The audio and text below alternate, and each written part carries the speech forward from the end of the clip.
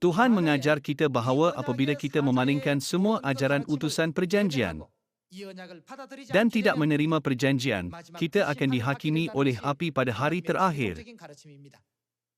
Mari kita baca buku Maliahi bab 4 ayat 1. Di dalam Maliahi bab 4, meramalkan tentang hari yang terakhir di bumi. Bahawa sesungguhnya hari itu datang, menyala seperti perapian. Sesungguhnya akan datang hari yang membakar seperti relau. Sesungguhnya hari itu akan datang. Maka semua orang gegabah dan setiap orang yang berbuat fasik menjadi seperti apa? Jerami maksud rumput yang kering. Semua jenis jerami boleh dianggap sebagai tunggul. Mereka menjadi seperti jerami dan akan terbakar oleh hari yang datang itu. Firman Tuhan semesta alam, sampai tidak ditinggalkannya akar dan cabang mereka. Tuhan akan menghakimi mereka sepenuhnya dengan api. Tetapi kamu yang takut akan namaku, bagimu akan terbit suria kebenaran dengan kesembuhan pada sayapnya. Kamu akan keluar dan berjingkrak-jingkrak seperti anak lembu lepas kandang.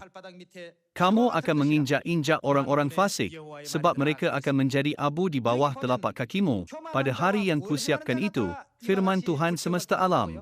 Di sini, siapa akan dibakar bersama dengan orang gegabah? Apakah orang yang berbuat fasik lakukan? Semua orang yang tidak merayakan perjanjian ialah orang yang berbuat fasik. Mari kita baca Yeremia bab 11 ayat 1. Tolong baca ini, firman yang datang kepada Yeremia dari Tuhan, bunyinya, dengarlah perkataan-perkataan perjanjian ini dan sampaikanlah itu kepada orang Yehuda dan kepada penduduk Yerusalem. Katakanlah kepada mereka, beginilah firman Tuhan, Tuhan Israel, terkutuklah orang yang tidak mendengarkan perkataan-perkataan perjanjian ini. Mari kita baca bab 16. Tolong baca ayat 10. Apabila engkau memberitahukan kepada bangsa ini segala perkataan itu dan mereka berkata kepadamu, mengapakah Tuhan mengancamkan segala malapetaka yang besar ini terhadap kami? Apakah kesalahan kami dan apakah dosa yang telah kami lakukan terhadap Tuhan, Tuhan kami? Maka engkau akan berkata kepada mereka, oleh kerana nenek moyangmu telah meninggalkan aku, demikianlah firman Tuhan, dan oleh kerana mereka telah mengikuti Tuhan lain dengan beribadah dan sujud menyembah kepadanya, tetapi mereka meninggalkan aku dan tidak berpegang pada Tauratku. Bukankah Taurat ialah perjanjian? Mereka tidak menyimpan perjanjianku. Dan kamu sendiri berlaku lebih jahat daripada nenek moyangmu? Lihat, kamu masing-masing mengikuti kedegilan hatinya yang jahat daripada mendengarkan kepadaku. Maka aku akan melemparkan kamu dari negeri ini ke negeri yang tidak dikenal oleh kamu ataupun oleh nenek moyangmu. Tuhan berkata, apabila orang bertanya kepada kamu, mengapa kami mengalami segala malapetaka ini? Kamu pergi dan mengingatkan mereka sebagai nabi.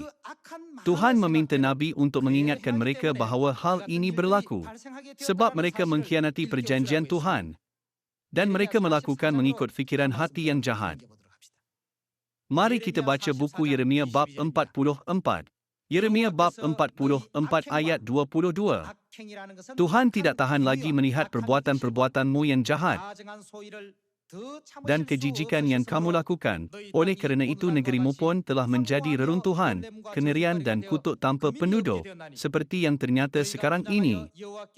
Kamu telah membakar korban dan kamu telah berdosa kepada Tuhan, tidak mendengarkan suara Tuhan dan tidak mengikuti Tauratnya. Apakah Taurat Tuhan? Perjanjian Tuhan, ketetapannya dan peraturannya, apakah peraturan Tuhan? Ini juga perjanjian Tuhan. Ini maksud kamu tidak mengikuti perjanjian Tuhan. Kamu tidak mengikuti Taurat dan peraturan Tuhan. Itulah sebabnya malapetaka ini menimpa kamu, seperti yang ternyata sekarang ini. Dalam Maliahi bab 4, ada ramalan bahawa semua orang gegabah dan setiap orang yang berbuat fasik akan menjadi jerami, dan mereka akan terbakar oleh hari yang datang itu. Ramalan ini merujuk kepada siapa? Orang yang tidak mengikuti perjanjian. Kini, berapa banyak gereja di dunia? Terdapat banyak gereja seperti pasir di tepi pantai. Walaupun ada banyak gereja, tetapi gereja ini tiada perjanjian. Perjanjian yang utusan perjanjian dirikan di bumi ini tiada di sana.